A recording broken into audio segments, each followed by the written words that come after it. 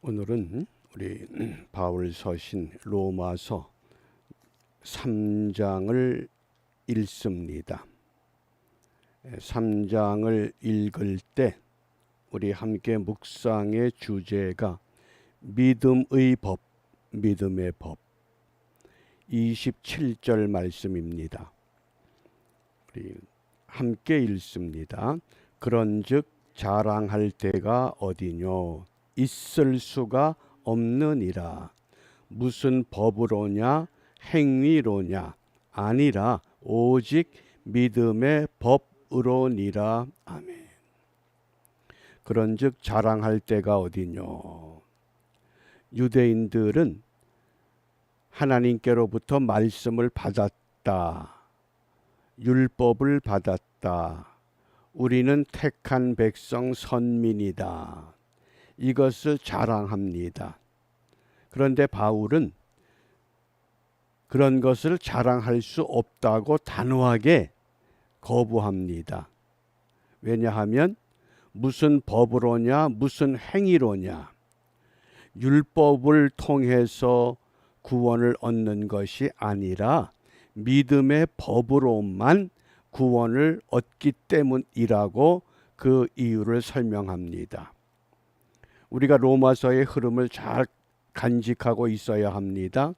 로마서 1장에서 복음에 대한 정의를 먼저 설명합니다. 복음은 우리 주 예수 그리스도시다. 복음은 예수님입니다. 그러면서 1장에서는 이방인들의 죄에 대해서 말씀합니다. 이방인들은 죄인이다. 이때 이방인들은 주로 헬라인을 가리켰습니다. 오늘날의 이방인은 누굽니까? 참 유대인이 아닌 예수 그리스도를 영접하지 않은 모든 사람들이 이방인이 됩니다. 그것이 1장의 말씀의 내용입니다. 그리고 2장에 와서는 유대인들의 죄에 대해서 말씀합니다. 너희들이 율법을 맡았고 말씀을 받았지만은 너희들도 죄인이다. 율법을 받았고 할례를 행함으로 너희들이 의롭게 되는 것이 아니다. 너희도 죄인이다. 그래서 유대인들의 죄에 대해서 깨우칩니다. 그러니까 1장은 이방인의 죄, 2장은 유대인의 죄, 그리고 3장에 와서는 모든 사람이 다 죄인이다. 그래서 죄 가운데 모든 사람들을 묶어버린 겁니다. 유대인도 또 헬라 사람도 모든 사람들이 죄인이다. 그 영국의 유명한 설교가였던 로이드 존스라는 그 목회자가 있었습니다. 한국 교회에 가장 영향을 많이 미친 설교자 중에 한 사람입니다. 그 제자가 존 스토트입니다. 존 스토트가 대학생 때 웨스트민스터 채플에서 로이드 존스의 설교, 특별히 로마서의 강해를 듣고 그가 회심을 하고 이 로이드 존스와 존 스토트의 로마서 해석이 좀 다릅니다. 대부분의 로마서를 설교하는 설교자들은 로마서를 1장부터 설교합니다. 그런데 로이드 존스는 로마서의 핵심은 3장이다. 왜 그럴까요? 모든 사람이 죄인이라고 하는 것에서 출발합니다. 그래서 3장을 매우 중요하게 시작합니다. 우리가 오늘 그 3장을 읽게 되는 겁니다. 그래서 믿음의 법이다. 율법의 행위가 아니라 믿음의 법이다. 믿음의 법은 두 가지 요소를 갖춥니다. 믿음의 법에는 두 가지 요소가 갖춰져야 합니다. 그 첫 번째가 하나님의 의, 하나님의 의. 그것이 믿음의 법의 첫 번째 요소입니다. 그 다음에 두 번째가 하나님의 사랑입니다. 하나님의 사랑. 그러니까 우리가 믿음의 사람들이 믿음으로 산다고 하는 것은 쉽게 설명하면 하나님의 공의를 실천하고 하나님의 사랑을 실천하는 겁니다. 우리가 하나님의 공의와 하나님의 사랑이 아니어도 우리가 의롭게 사랑을 베푸는 사람들을 칭찬할 수밖에 없습니다. 그 삼성의 이재용 사장이 경복고등학교 2학년에 재학 중일 때 그가 그 학급의 반장을 맡았습니다. 그런데 그 학급에 가정 형편이 어려워서 등록금을 내지 못하는 학생 한 사람이 있었다고 합니다. 담임 선생님은 그 학생이 참 안타까워서 사비를 털어서 그 학생의 등록금을 내려고 총무처에 갔는데 총무처 직원이 이미 그 학생의 등록금이 납부되었다고 알려주더랍니다. 그래서 누가 그 학생의 등록금을 냈느냐 그랬더니 그 반의 반장이 이미 그 어려운 학생의 등록금을 대신 대납했다고 하는 겁니다. 그가 이재용입니다. 반장으로 있으면서 자기 반의 어려운 학생 누구에게도 말하지 않고 모르게, 그게 공의와 사랑이라는 겁니다. 학생이 등록금을 내는 건 의입니다. 그런데 그 의를 대신해 준 게 사랑입니다. 그래서 우리가 이것을 십자가 사건에 적용을 하면 우리가 죄인 되었을 때에 우리는 죽어야 됩니다. 그런데 예수님께서 대신 죽으셨습니다. 왜? 죄값을 지불해 하셨습니다. 그게 하나님의 의를 이루는 것이 됐고 나를 대신해서 죽으셨다고 하는 것, 그게 곧 하나님의 사랑이 된 겁니다.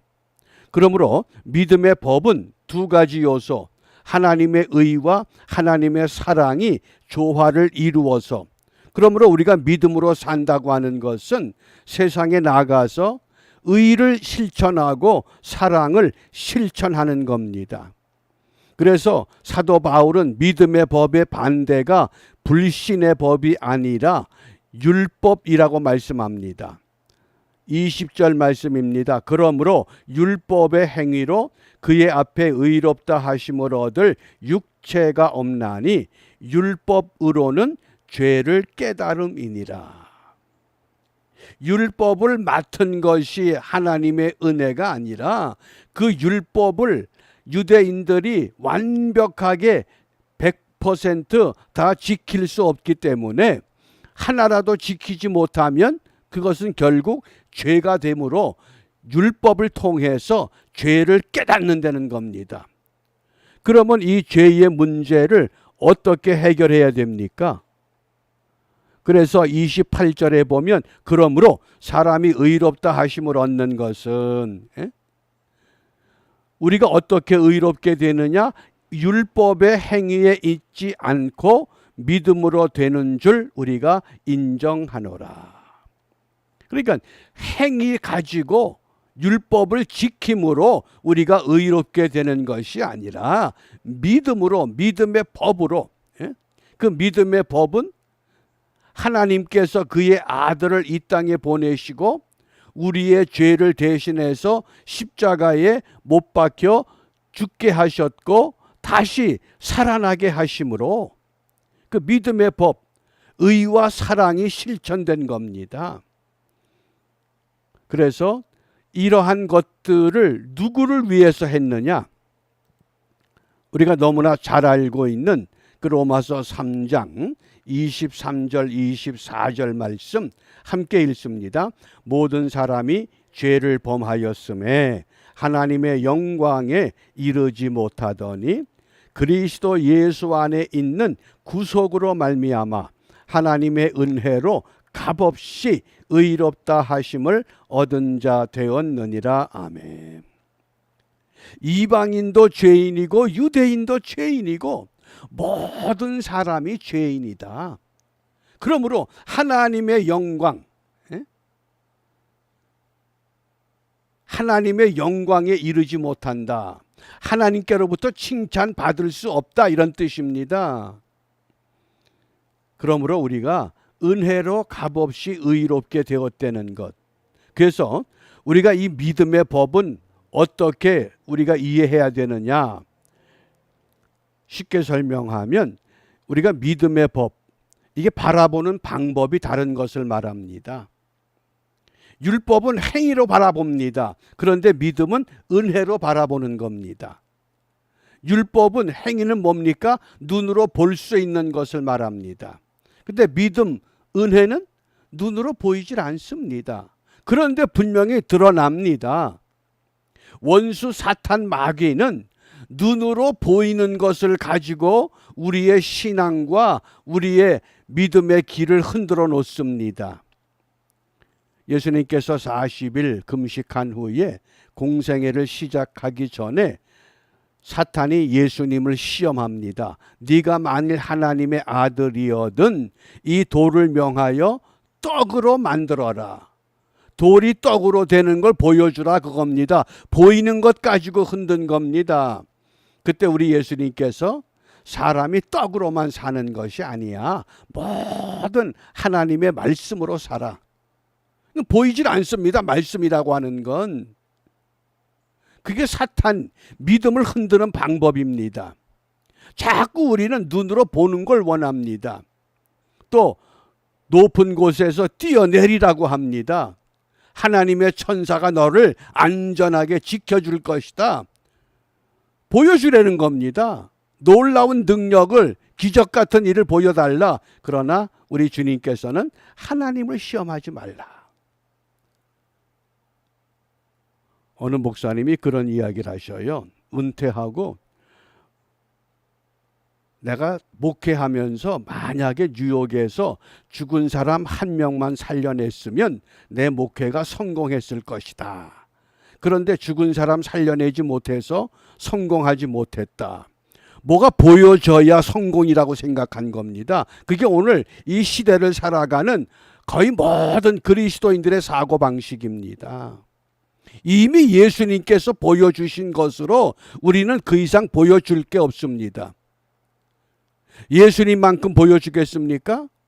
이미 성경 말씀에 이미 다 보여진 겁니다. 우리는 다만 은혜로, 믿음으로 인정하고 나가면 되는 겁니다. 우리가 이러한 함정에 빠지면 안 됩니다. 원수 사탄 마귀는 보여달라고 요구하는 겁니다. 또 높은 곳에 산에 올라가서 온 천하 만물을 보여주면서 나에게 엎드려 경배하면 이 모든 것들을 다 주겠다. 그때도 우리 주님께서는 하나님만 경배하고 섬겨야 된다. 그래서 우리가 이 믿음 생활은 뭐냐? 세속적인 사탄의 원수 마귀는 자꾸 보여달라고 요구합니다. 너 믿음 있으면 돌로 떡을 만들어 봐. 성전 꼭대기에서 한번 뛰어내려 봐. 이 먼 천하를 다스릴 수 있는 권세를 줄 테니까 나한테 경배해 봐. 그런데 우리 주님은 보이는 것에 얽매이질 않습니다. 믿음의 법은 뭡니까? 율법은 행위 보이는 것이지만은 믿음은 은혜 보이지 않는 겁니다. 보이지 않는 것 때문에 우리가 보여달라고 요구하는 사람들 앞에서 주눅들 이유가 없습니다. 당당하게 이미 예수님께서 죽음도 이기셨습니다. 그 이상 더 좋은 게 어디 있습니까? 우리가 그 이상 보여줄 수 있겠습니까? 아닙니다. 그러므로 오늘 우리는 무엇을 위해서 기도해야 될 것인가? 무엇을 위해서 기도해야 되겠습니까? 그래서 우리가 하나님의 의를 이루어내야 됩니다. 그 21절 22절 말씀에 이제는 율법 외에 하나님의 한 의가 나타났으니 율법과 선지자들에게 증거를 받은 것이라. 율법을 통해서 선지자들을 통해서 증거를 보여주셨습니다. 곧 예수 그리스도를 믿음으로 말미암아 모든 믿는 자에게 미치는 하나님의 의다. 그래서 믿음의 법은 하나님의 의가 있어야 됩니다. 그 의를 어떻게 실천합니까? 사랑으로 실천하는 겁니다. 사랑으로. 그 미국의 그 유명했던 빌리그레함 목사님이 어느 도시를 방문하고 운전해서 가는 도중에 그만 과속을 해서 규정 속도를 어겼기 때문에 교통경찰에게 스티커를 받게 됩니다. 그러면서 법원에 출두하라는 명령을 받습니다. 법원에 출두해서 판사 앞에 섰습니다. 판사가 10마일 과속한 거 인정합니까? 예, 인정합니다. 1마일에 1불, 10마일이니 10불 벌금을 내십시오. 땅땅땅. 그러고 이제 판결을 내렸는데 보니까 낯익은 얼굴이에요. 아니, 목사님 아니십니까? 예, 맞습니다. 부끄럽기도 하고 목사로서 잘 알려진 유명한 목사가 과속해서 이렇게 범칙금을 내게 된 겁니다. 그러자 그 판사가 목사님, 판결은 제가 내렸지만은 제가 범칙금을 제가 대신 내드리겠습니다. 그리고는 빌리그레함 목사님을 고급 식당으로 초대해서 식사 대접을 하면서 목사님 이렇게 만나 뵙게 돼서 참 영광입니다. 그리고 이제 교제를 마쳤습니다. 빌리그레함 목사님이 그 교제를 마치고 나오면서 이런 이야기를 했다고 합니다. 과속하면 유명한 목사가 됐든 대통령이 됐든 국회의원이 됐든 장관이 됐든 일반인이 되었든 범칙금을 내는 것이 의다. 그게 법을 지키는 의입니다. 그런데 나를 대신해서 범칙금을 내준 건 그건 사랑이다. 내가 그걸 경험했다. 그러면서 그 판사를 만나서 판결을 받고 식사 대접을 받으면서 내 마음속에 강하게 느껴지는 것이 뭐냐?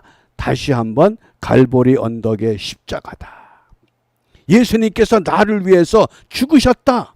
그것은 의를 이루어주기 위한, 죄값을 지불하기 위한, 죄의 삭슨 사망이다. 반드시 죽어야 되는데 예수님이 나를 대신해서 죽으셨다?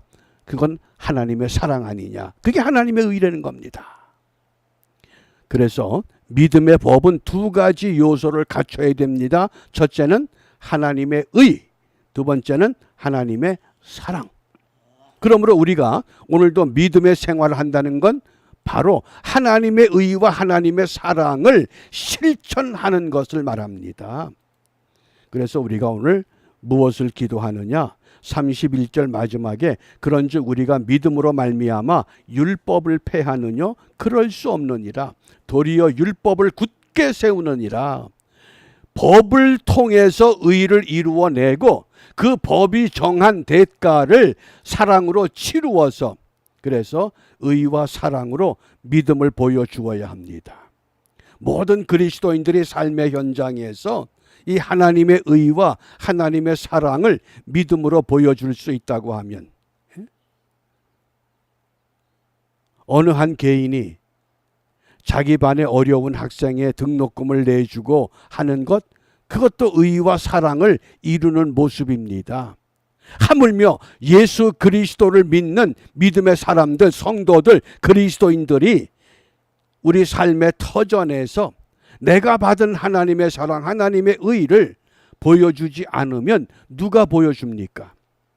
그것이 오늘 이 하루 동안 저와 여러분들이 해야 할 이 시대의 사명인 줄 압니다. 더불어서 우리 북한 땅에 굶주린 우리 주민들, 그들에게 양식을 나눠줄 수 있어야 됩니다.